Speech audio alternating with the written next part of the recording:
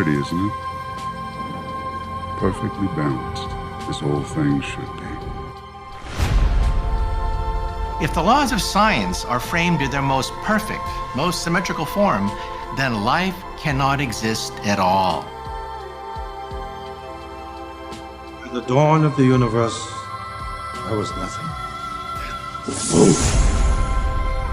Big Bang sends 6 elemental crystals hurtling across the virgin universe.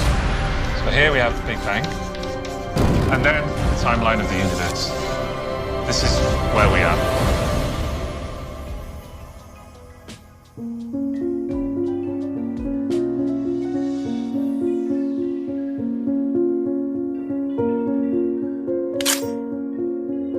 Pretty, isn't it? Perfectly balanced, as all things should be.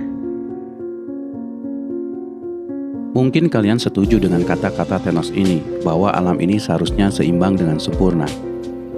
Karena itu, terlepas dari kejahatannya memusnahkan setengah makhluk di alam semesta menggunakan Infinity Stones, sepertinya Thanos mempunyai niat yang mulia, yaitu mengembalikan keseimbangan alam ini. If life is left unchecked, life will cease to exist. It needs correction. You don't know that! Tapi Thanos lupa bahwa di dunia ini tidak ada yang sempurna, karena yang sempurna hanya Tuhan. Mungkin terkesan bawa-bawa agama, tapi percaya atau tidak, sains menunjukkan hal yang sama. If the laws of science are framed in their most perfect, most symmetrical form, then life cannot exist at all. Di sini Profesor Michio Kaku, ahli fisika teori, mengilustrasikan. Kita berharap gasing ini terus berputar dan tidak berhenti, dalam arti seimbang dengan sempurna. Tapi realitanya tidak. Bagaimanapun gasing ini akan berhenti berputar. The slightest imperfection, the slightest little defect will cause it to vibrate, perturb, and fall to a lower energy state. Symmetry has been broken. Apa yang dimaksud Michio Kaku adalah alam ini bekerja justru karena ada cacat pada setiap komponennya. Itulah yang menjadikan kita bisa melihat realita. Come back to reality, Tom. Dalam kata lain, alam ini bekerja karena setiap hukum alam membatasi kesempurnaannya. Mengapa? Karena ia hanyalah potongan dari kesempurnaan yang sesungguhnya, yang dalam matematika disebut simetri. Seperti sayap kupu-kupu, kita tahu sayap kiri hanya sepotong dari sebelah kanan, karena kita tahu kedua sayapnya simetri.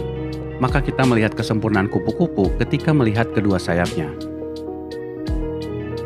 Everything we see around us is nothing but fragments of this original perfection. Whenever you see a beautiful snowflake, a beautiful crystal, or even the symmetry of stars in the universe, that's a fragment. That's a piece of the original symmetry at the beginning of time. Konsep simetri dalam fisika pertama kali ditunjukkan oleh seorang matematikawan perempuan bernama Emmy Noether.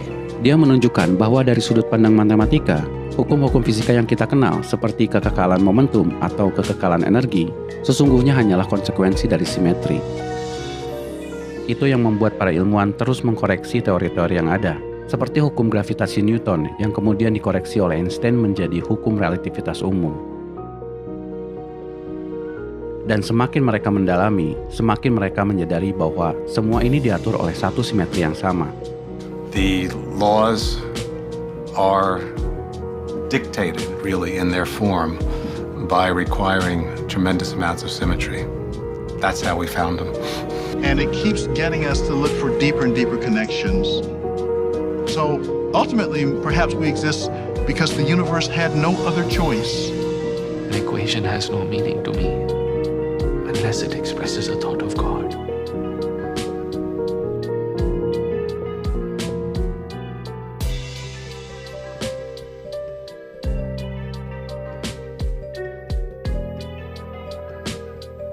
At the dawn of the universe, there was nothing. Boom! Big Bang sends 6 elemental crystals hurtling across the virgin universe. You're talking about the moment of creation. Yes.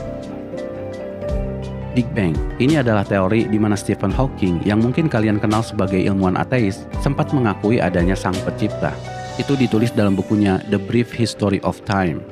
If we ever learn this, it would be the ultimate triumph of human reason. For then we would know the mind of God. Do you mean this? Yes. Ya, bagaimana tidak? Big Bang adalah teori yang sulit dibantah karena sains itu sendiri yang membuktikannya.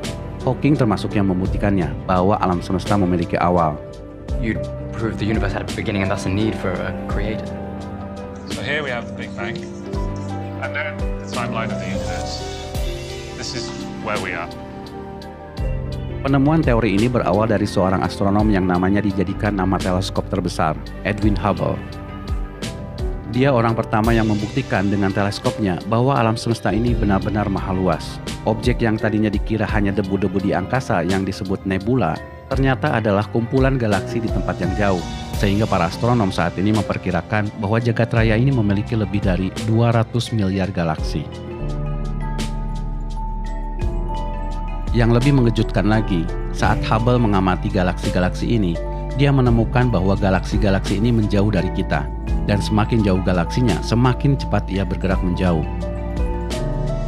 Itu dibuktikan dengan adanya redshift, pergeseran gelombang cahayanya yang menuju warna merah, yang artinya semakin menjauh. But if the source is moving away from us, the wavelength is stretched towards the red end of the spectrum, or redshifted in the parlance of astronomers.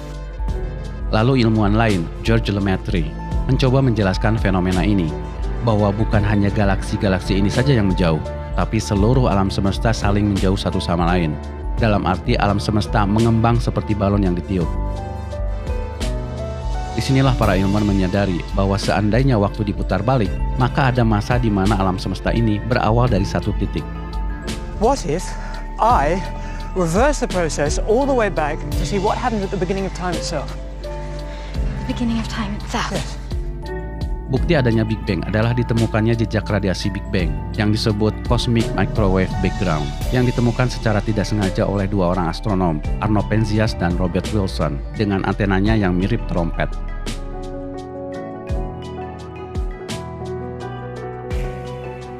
Tapi ada satu hal yang mungkin kalian salah paham tentang Big Bang. Mungkin kalian menyangka alam semesta ini tadinya kosong, lalu Big Bang mengisinya. Tidak. Bahkan ruang kosong pun tidak ada, dan waktu pun belum ada. Karena Einstein terlanjur mengemukakan teori relativitas umum, bahwa materi, ruang, dan waktu adalah satu kesatuan. Artinya alam ini mengembang bersama ruang waktu itu sendiri. Lalu pertanyaannya, bagaimana para ilmuwan mendeskripsikan satu titik itu di mana ruang waktu itu sendiri tidak relevan? Sayangnya mereka tidak mampu menjelaskannya selain menyebutnya singularity atau singularitas. And at its end point, what are we left with? A space-time singularity. Sulit menjelaskan apa itu singularity, karena dalam matematika dan fisika, singularity dipakai untuk mendefinisikan sesuatu yang tidak terdefinisi.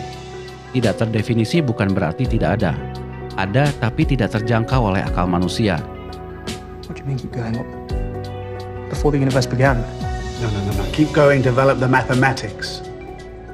They couldn't come up with a good answer, so we just say it's undefined. This is where our understanding of mathematics breaks down and we just call it singularity. Kalau diterjemahkan ke dalam bahasa Indonesia, singularity artinya keganjilan. Tapi akar kata dari singularity itu sendiri adalah single atau singular. Artinya tunggal. Tunggal berarti tidak terbagi. Seperti dalam matematika, 1 dibagi 0 juga disebut singularity. Coba saja di kalkulator kalian ketik 1 bagi 0. Lihat apa hasilnya. Artinya sudah tidak bisa dibagi.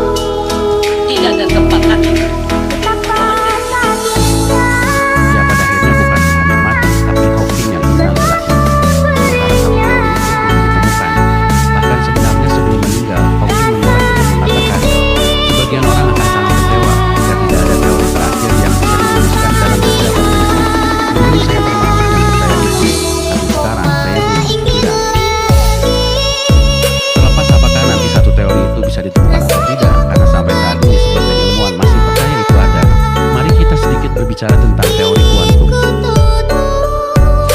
you guys ever studied quantum physics?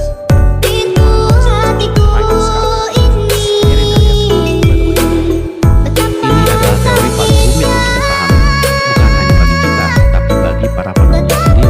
Bahkan Richard Feynman, seorang fisikawan yang juga terlibat dalam teori ini, mengatakan bahwa kalau kalian pikir kalian paham dengan mekanika kuantum, kalian tidak paham mekanika kuantum.